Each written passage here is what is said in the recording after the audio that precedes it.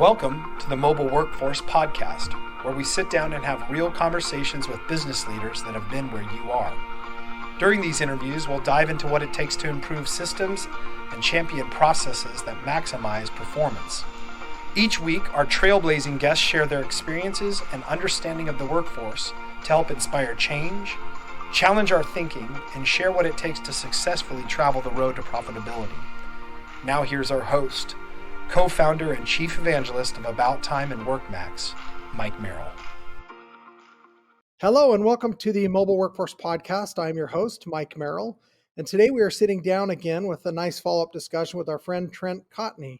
Trent is the CEO of Cotney Attorneys and Consultants, and also an author of a book called OSHA Defense for the Construction Industry. So as we wrap up the year, Trent and I are going to cover what changed in this past year and also what we can expect with OSHA regulations going into 2022. So hello, Trent. Thanks for joining us on the podcast today. Hey, Mike, it's great to be here. I'm glad we had the opportunity to talk again. I'm looking forward to our conversations today. Yeah, and it was fun meeting you at the Best of Success out in Dallas area. Lots of fun to shake your hand and introduce myself in person. I tell you what, that was a great event, and it was good seeing you. I had a really good time. Yeah, it sure was. Love the roofing industry, and you're a great advocate for them. So we're excited to talk about that today. Great.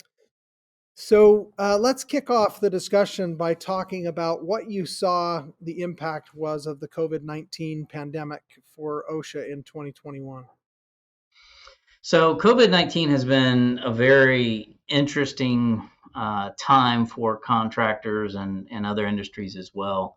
And, it was interesting. I was just talking to someone else earlier today about how it's really affected the workforce. And, one of the things that you see from a safety perspective is I'm starting to see a lot of sloppiness. I'm starting to see apathy. And I think some of that is caused by, COVID-19 with remote work, with other people, just that culture not being as connected as it once was. I'm starting to see more and more mistakes. So, when COVID-19 first happened, there was a lot of push against OSHA saying, hey, you guys needed to do something. And for the most part, they were pretty hands off.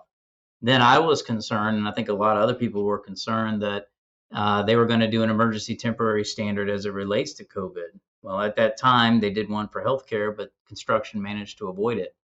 Now, fast forward, we've got a whole different set of concerns, and that is the Biden administration has put out a variety of different executive orders and agency action related to mandates. In particular, there's one where he is asking OSHA to enforce an emergency temporary standard with regard to vaccine mandates. And what's interesting about this, Mike, is that he has said that what he wants is any employer that has over 100 employees, they got to either vaccine their employees, or they got to engage in regular testing, which is, by definition, at least once a week. So with that, a lot of issues have come out. Obviously, they're still in the rulemaking process. There will be legal challenges, but it's been a mess. I'll be honest with you. It's been crazy trying to keep up with all the different variations of what we started to see as it relates to vaccines and COVID-19. Yeah, I can't imagine that any of us could have predicted things to go the way they have. But I mean, what's most surprising to you after looking back on this last year? I think what really surprises me is just sort of the how everything is hit at once, right? It's made it very difficult for an employer to be an employer. I mean, you think about it from a construction standpoint, you've got, material shortages, you've got these vaccine related issues. Keeping people employed and skilled labor is still the biggest threat out there, so I am surprised that we've had to tackle as many issues at the same time. Usually there is one issue at a time. We've had a dozen. It's been a lot for everyone to deal with.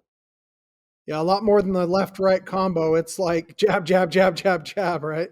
Right. Yeah, absolutely. This is the the 24 hit combo kind of thing we're looking at right now. So. Wow. Well, I know you just had an update to your book, which we talked about at the beginning of the podcast. What did you update and change in there?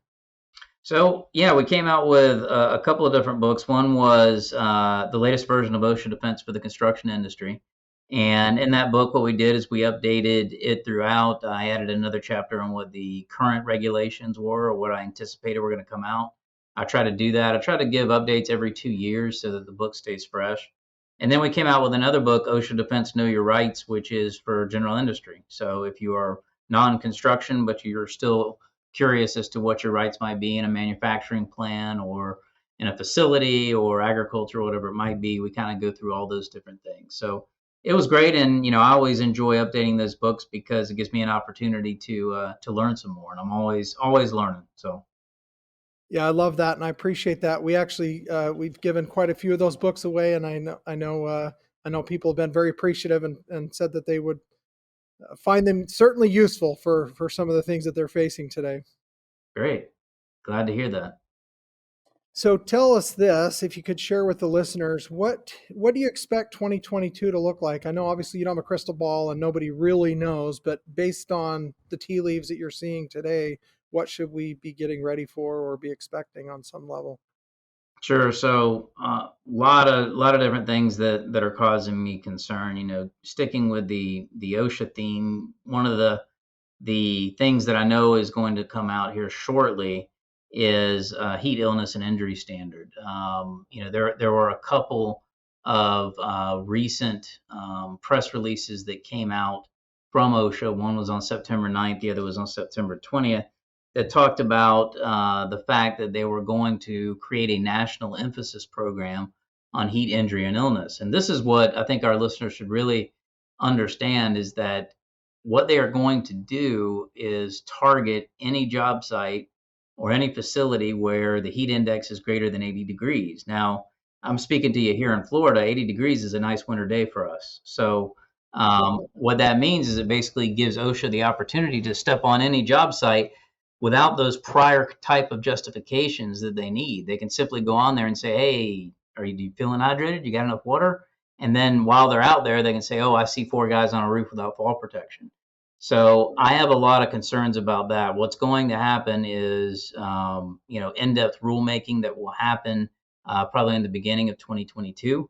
I also anticipate that whatever this final rule will be on this emergency temporary standard for COVID and the enforcement of vaccines will be out shortly, probably this year, with a ton of different legal challenges that will probably prevent its enforcement until whatever is left over until 2022. So those are the two biggest things that I see on the horizon. The other thing is I know that a portion of the silica standard, they were going to add some additional information there as far as ways to help limit it, some other alternative ways to do it to make it a little easier.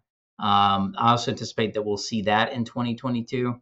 I'm primarily concerned about more enforcement, though, because I think you're going to see more hiring for OSHA, more enforcement, and more citations. Wow. So for those that don't know, what is the silica standard that you're talking about, or what could you explain about that? Sure. So the silica standard, it applies to anybody that is cutting anything that's got silica in it. So it's mortar, concrete, clay tile, anything that potentially has silica in it. And the alleged concern is that if you inhale silica, that it could cause what's known as silicosis, and it's an illness that is can potentially be fatal. So OSHA probably 5 or 6 years ago came out with the silica standard, which is incredibly difficult to understand, very difficult to enforce as well. And one of the things that they're trying to do is really streamline it so they can probably enforce it a little bit better. It affects most of construction really, because if you think about what you're doing, more than likely you're mixing something that's got concrete or mortar or clay or something that potentially has silica in it. So it caught a lot of people off guard 5 6 years ago, and this is sort of an opportunity to make it a little bit easier, I think, for OSHA to ultimately cite people. Hopefully there will be some good stuff in there as well for contractors.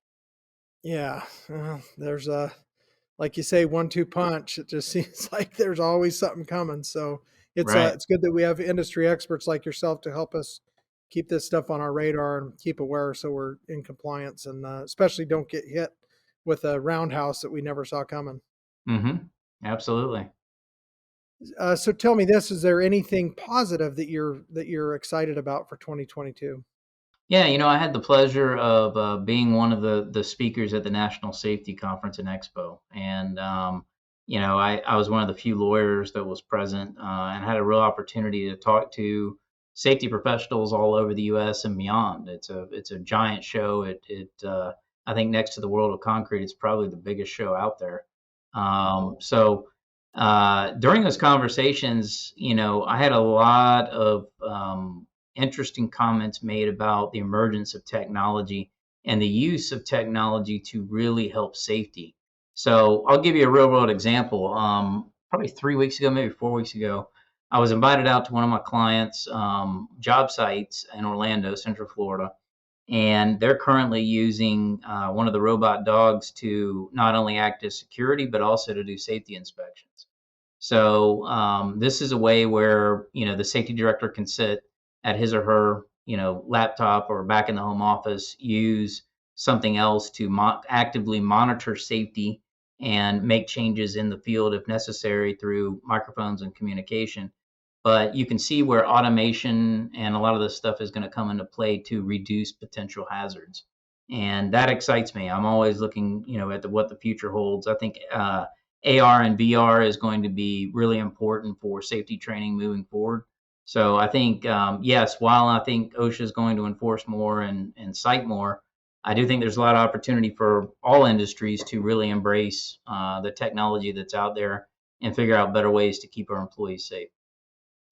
Yeah, I like that. So at the safety conference, did they do sort of a presentation or a demonstration of that dog, and how was that used? Yeah, not at that conference. I didn't see it there. I saw it in person when I went out to this job site, and Oh, they're not cool. cheap. They right now the cost is around $75,000 stock, and then if you add stuff on it, there's more on it. So you have to really get some use out of it. The thing that a lot of people need to understand is if you factor in what the cost of having somebody on site to do that, over time, and this person, the dog doesn't get, yeah, you got to charge the batteries, but you don't have to worry about the dog getting hurt. You don't have to worry about the dog complaining. It's just going to do what it's got to do. So that's one of the things I think is really cool, is being able to integrate a lot of different functions in one piece of automation. Some interesting things I did see out there was use of nanotechnology in clothing, using gold filaments and other things to help reinforce a lot of the work clothing that people are using. A lot of use of sensors and other things within hard hats, helmets, and other things to monitor things like heat stress, other health conditions, all that kind of stuff. Using safety vests that also have that type of monitoring in it. Really incredible equipment that people are coming out with, and I think a lot of this is coming out of necessity. Right now, one of the biggest issues that we have is lack of skilled labor in almost every industry. Anytime that you've got a gap between supply and demand, technology usually fills that, right? So that's why I think, machines, AI, AR, VR, all these types of things are ultimately going to decrease what our labor burden needs to be to produce and provide the services that we're currently providing. Yeah, great point. And even to your point, the robotic dog can't get COVID either, right? Exactly. Yeah, exactly. So I was trying to convince everybody that we needed one around here, but I haven't gotten anybody to sign up on that yet. Price Oh, is too shoot. steep. So 72 months of payment, zero interest. yeah, exactly. Or you'd rather buy the new Tesla. Right. Right. Well, lots of exciting things, technologically speaking, and I'm glad you're bringing up those types of things as it relates to safety, because I'm a big advocate of trying to leverage technology in construction. I think we are doing a better job of that more recently, but there's still a lot of work to be done. And you being an attorney, that's feels nice to hear you talking about that kind of proactive and more, playing defense in advance, and as opposed to, trying to go back and repair and fix something that went wrong. Yeah, absolutely. I think one of the big things in construction is just like lawyers and accountants and insurance. It's very slow to evolve and change. But I think we're at sort of a tipping point where we have to embrace technology. Otherwise, there's going to be an outside disruptor that comes in and does it for us. And I'd much rather be the tip of the spear than have the spear pointed at me. So Yeah. Great analogy. Well, it's been a lot of fun again. I've appreciated having you on. I appreciate you talking about kind of those things that we need to be heads up on as it relates to legislation. I think the reminder on the safety is also great. If there was one thing that you want the listeners to take away from this refresher discussion we're having now, what would that be? I think it would be that the key thing that OSHA, or for that matter, a lot of the different regulatory agencies are looking for, is to make sure that policies and procedures are drilled down from the top to the bottom. So, management and a lot of the people that may be listening, they're not necessarily the issue. It's the people that are out in the field, right? It's very important to maintain that culture of safety. And the best way to do that, even in sort of COVID times, is a combination of virtual and the occasional hands-on training. You've got to still have that face-to-face communication to a certain extent, obviously following CDC guidelines. But I'm a big believer in getting in front of somebody, showing somebody how to be safe, and drilling it into them. The other thing I would say is invest in your workers. It is so easy to get credentials like an OSHA 10 or an OSHA 30. You don't have to sit for 10 or 30 hours to do it. You can go online and do it. There are a lot of other ways to do it. If I can get an OSHA 10 or an OSHA 30, anybody can do it. So always a big believer in investing in your employees. It is, even if they end up leaving you, they're better trained and they're going to elevate the industry as a whole. So that's kind of how I look at it. Yeah, what a great attitude. And I appreciate the spirit and the vigor that you continue to have with the industry. Again, I got to see you at Best of Success and watch you interact with the customers and the companies. And you obviously have a great relationship with many of these companies, and they have a lot of trust in what you're doing. So thank you for what you're doing for the industry. We appreciate it, and really look forward to catching up again down the road on another update. Yeah, would love to. Anytime. Sounds great. Thanks again, Trent. Thank you. Thank you for joining us today on the Mobile Workforce Podcast, sponsored by About Time Technologies and WorkMax. If you liked the conversation we had today, or were able to learn anything new or helpful, please make sure to follow us on our WorkMax page on LinkedIn and on Instagram at WorkMax_. And subscribe to the show on iTunes or your preferred podcast platform so you will never miss another insightful episode. Also, if you enjoyed the podcast, please leave us a 5-star rating and review and share the show with your friends and colleagues. Your support means the world to us and will allow us to continue providing impactful information with others looking to improve their results in their business and, in turn, their life.